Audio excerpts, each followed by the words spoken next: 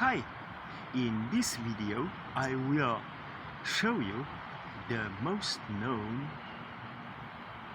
monument as well as tourist attraction in Ljubljana, named Tromostovje, or Tripple Bridge in English. Tripple Bridge consists of three parallel bridges which connect Prešeren's Square and Town Square.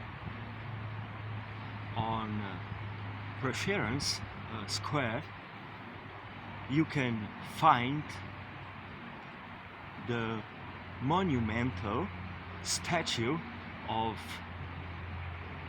France Prešeren, who was the greatest Slovene poet. On Town Square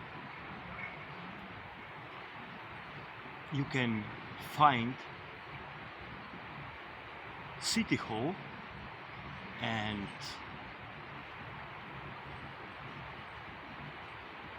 municipal administration, as well as a lot of bars and tourist stores. Have a nice time and enjoy your trip in Ljubljana.